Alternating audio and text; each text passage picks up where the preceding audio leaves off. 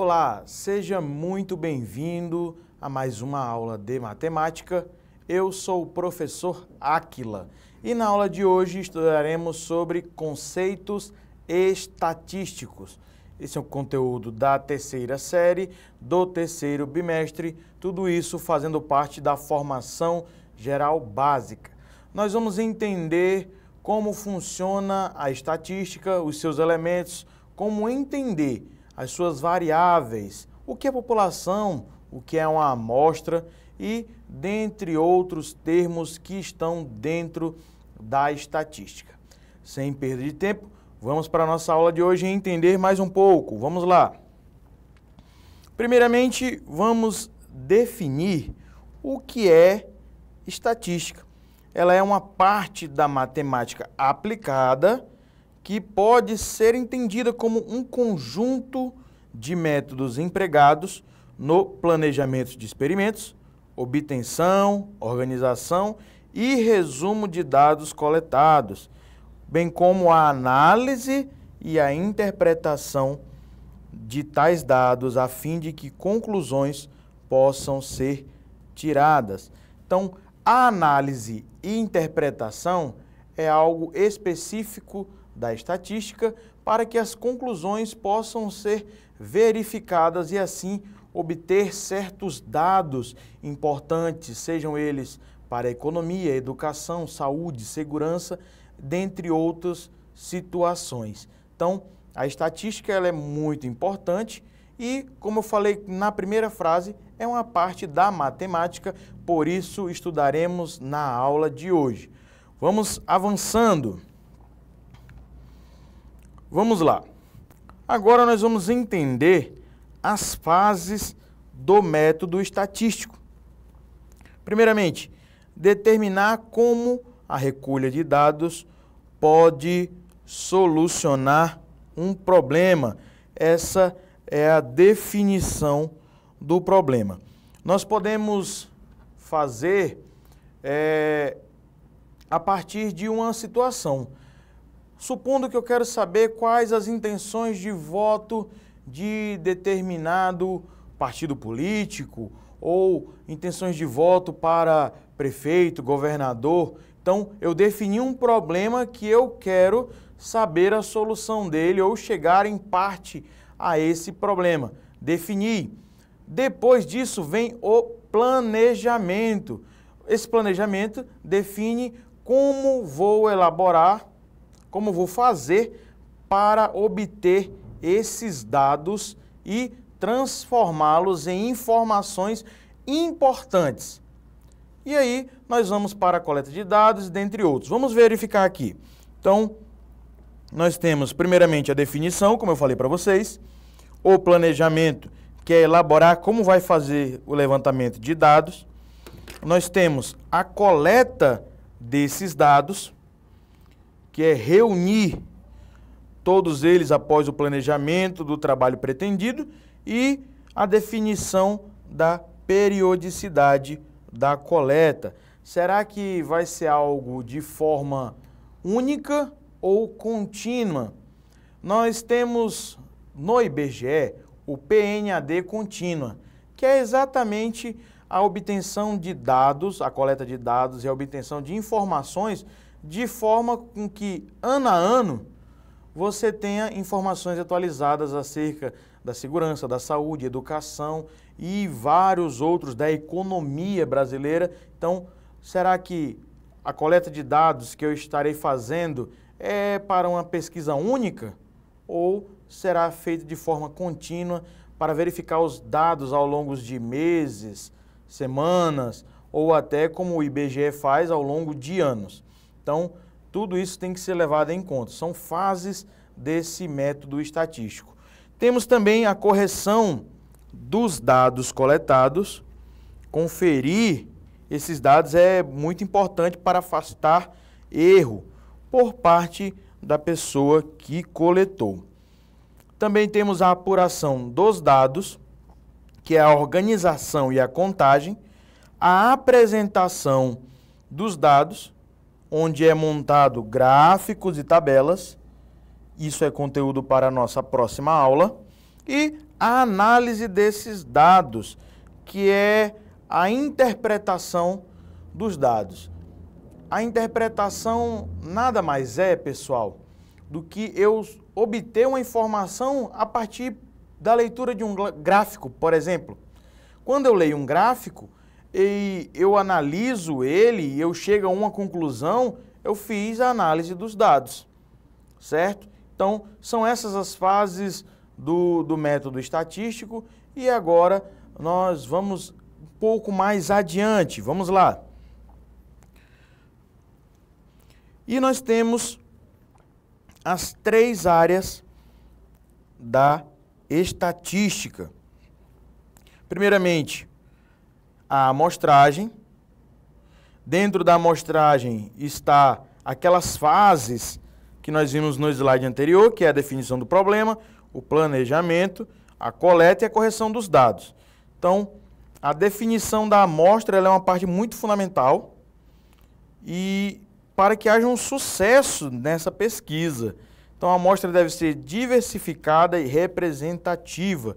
Uma amostra ruim irá interferir nos dados, nos resultados.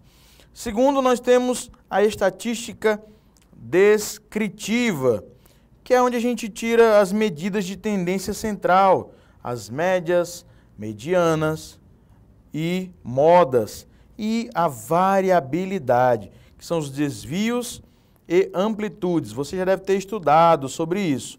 Então, as tabelas de frequência elas são ferramentas úteis para a organização desses dados. E, por último, a inferência estatística.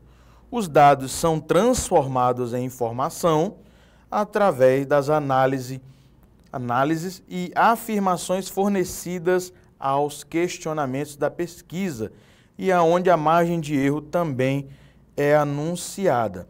Então, na inferência é o que chega até você, o final, através de um gráfico, através de uma tabela, através de uma notícia, quando fala tantos por cento da população está passando por determinada situação, certo?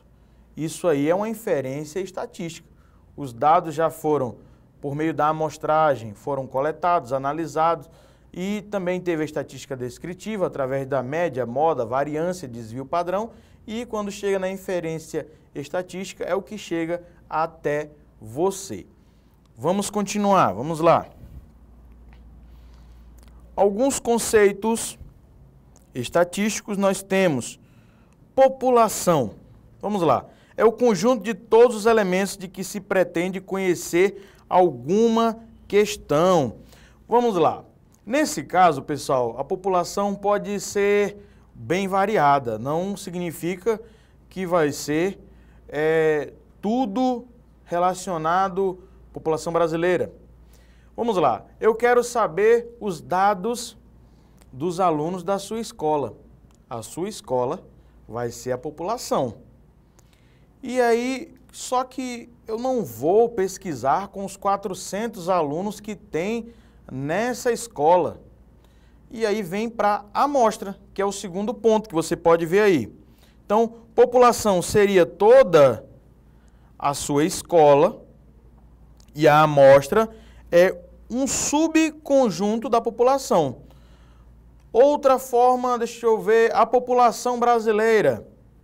Quando nós vamos falar da intenção de votos para governador, você vê lá a porcentagem, 50% da população, candidato tal, 35% candidato B. E aí, pessoal, você se lembra de ter sido pesquisado para essa amostragem aí? Você se lembra de ter sido consultado a sua intenção de voto? E por que você não foi consultado se você faz parte da população do estado, do município? Porque foi utilizado somente um subconjunto, uma parte da população. Então, é chamado de amostra. Por isso, quando nós vemos pesquisas nacionais de uma população de 215 milhões aproximadamente, não seria viável fazer esse cálculo com todos. É por isso que eles usam uma pequena amostra, uma pequena parte, um subconjunto da população, e é em média com 2.000, 3.000 pessoas, mas de diferentes grupos, cidades, estados, para que essa pesquisa ela tenha uma margem de erro bem pequena. E, por terceiro, nós temos a variável. É cada pergunta feita ao entrevistado, ou cada informação e aspecto que se pretenda conhecer da população. Raça, cor, sexo, nós temos todos esses são variáveis. Altura, idade, tudo isso é variável. Escolaridade, todos esses valores que eu acabei de falar são variáveis. E essas variáveis, elas são quantitativas ou qualitativas. Fica um pouquinho difícil de entender. Mas no próximo slide você vai ver que tem uma tabelinha que explica bem direitinho. Eu vou dar um tempinho para você poder, se for no celular, tirar um print. Se for no computador ou na TV, tira uma foto bem rapidinho para poder guardar essa tabelinha. Então vamos lá, vamos entender. Primeiro, a população é tudo o que eu quero saber. A amostra é uma parte da população que eu vou fazer a pesquisa e as variáveis é as perguntas que eu irei fazer, são as informações que eu quero obter de você. Então vamos lá para o próximo slide. Nós temos aqui as variáveis, como eu falei. Uma parte importante para diferenciar, pessoal, isso é muito interessante, é que as quantitativas são números. Tudo que pode ser medido ou contado, números, por isso que é em quantidade. As qualitativas são categorias. Significa que eu pode ser somente uma qualidade. Por exemplo, você pode ver aqui, ó, escolaridade, faixa etária, ranking de reclamações e nós temos aqui as nominais, que podem ser raça, cor, sexo, profissão. Então vamos lá, vamos primeiro para as quantitativas. Vamos entender. Começa com os números, quantitativas são todas que possuem números, e nós temos nas quantitativas as contínuas, que são altura, salário e inflação. Professor, o que difere a contínua da discreta? A contínua, pessoal, são valores que, em linhas gerais, que podem haver números decimais, números com vírgulas. O exemplo que tem aí, nós temos a altura. Por exemplo, você tem 1,7 metros, isso aí é um número decimal, tem a parte da vírgula. Você, por exemplo, o seu salário é 1.518, que é um salário mínimo. Então, nós temos valores aí e alguns centavos. Então, são valores contínuos que podem apresentar vírgula e isso é o que diferencia a contínua da discreta. Agora vamos para as discretas. Idade. Você descreve a sua idade como 15 anos e meio ou 15,5 anos? Será que quando eu falo dos empregados de uma empresa, esses empregados da empresa, elas são determinados, olha, eu tenho 12,5 funcionários. É assim que representa? Não, são números inteiros. Ó, tem 15 funcionários, tem 20 funcionários, tem 25, 30. Número de veículos. Olha, aquela empresa, aquela loja de veículos possui 20,1 veículos, porque tem as rodas só do outro. Não é assim, pessoal. São números inteiros, tá? Então, o que difere as quantitativas entre contínuas e discretas é que as discretas são valores inteiros, não possuem vírgulas. E as contínuas não possuem. Elas possuem vírgula, tá? Elas possuem números com vírgula. Então, é a diferença de discretas e contínuas. Agora vamos para as qualitativas. Vamos lá. As qualitativas nominais, elas não possuem uma ordem. Ok? Não existe uma ordem correta. Eu não posso definir como sexo masculino, feminino, indefinido como uma ordem correta. A raça ou cor, eu não posso definir como sendo um primeiro, segundo, terceiro, nenhuma profissão, enumerar uma profissão que seja numa ordem crescente ou decrescente. Agora, quando nós estamos falando das ordinais, o próprio nome já diz, isso aqui significa ordem. Então, se existe ordem, então, escolaridade. Vamos lá. Você começa no primeiro ano do ensino fundamental, anos iniciais, aí vai para o segundo, terceiro, quarto, quinto, sexto, sétimo, oitavo, nono. Olha a ordem aí. Você não chegou ao nono sem ter passado pelo oitavo e vice-versa. No caso, sim, do oitavo para o nono você passou. Mas do nono sem ter passado no oitavo, chegou à primeira série do ensino médio sem ter chegado à quinta série, ao quinto ano. Por isso segue uma ordem, ok? Também nós temos aqui ó, a faixa etária, ranking de reclamações. Tudo que remete a uma ordem, pessoal, está nas qualitativas ordinais, ok? E quando fala escolaridade, vamos supor, você tem o ensino fundamental, o ensino médio, o ensino superior, superior com especialização, superior com mestrado, pós, doutorado. Segue uma ordem de crescimento. Então, por isso, é ordinal. E agora nós vamos praticar, viu? Vamos lá para a questão que fala exatamente disso. Antes, vamos falar sobre as frequências. Frequência absoluta e relativa. Na frequência absoluta, é o número de vezes que ocorreu aquela variável, e na frequência relativa, é a razão entre a frequência absoluta e o total daquela variável. E quando eu faço uma razão, eu chego a uma porcentagem. Então, nós temos as tabelas para organizar dados e nós temos a absoluta e a relativa. Vamos lá. Questão número 1. Em um pet shop, há 300 animais cadastrados. Para melhor atendê-los, foi feita uma pesquisa sobre porte, raça e a idade.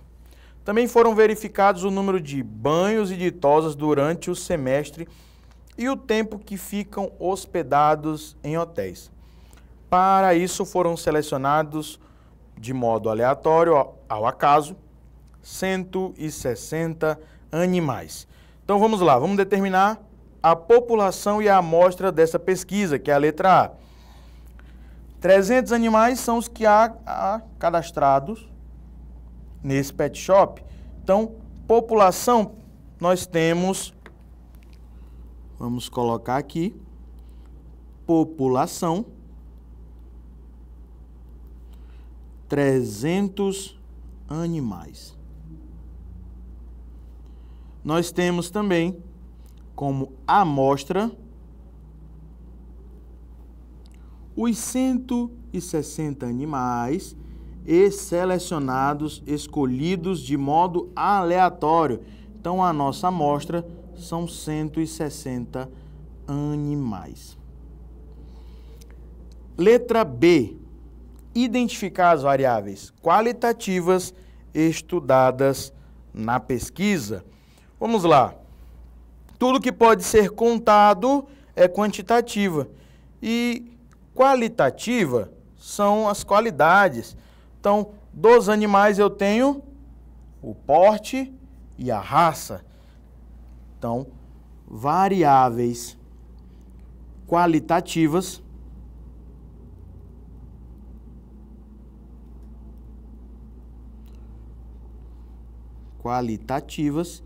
nós temos o porte e a raça. E letra C, reconhecer e classificar as variáveis quantitativas na questão. Nós temos, ó, número de banhos. Pode ser contado? Será que ele toma 1,5 banhos? Não, né, gente? Então, toma 1, 2, 3 banhos. Então, isso aqui é variáveis quantitativas discretas. Vou colocar discretas. Nós temos número de tosas. Também. ele não pega meia tosa somente, é uma inteira, quantitativa, discreta. E nós temos, por último, o tempo que ficam hospedados. Esse tempo pode ser em dias, meses e anos, então ele pode ser colocado, pessoal, como uma quantitativa contínua. E aí nós vimos todos os exemplos dados na nossa aula em uma questão somente. Nós falamos sobre a população, a amostra, as variáveis quantitativas e qualitativas, dentre as quantitativas, as discretas e as contínuas. São os conteúdos mais importantes acerca de estatística. E eu espero que você tenha aprendido sobre esses conceitos na nossa aula de hoje e até a próxima aula.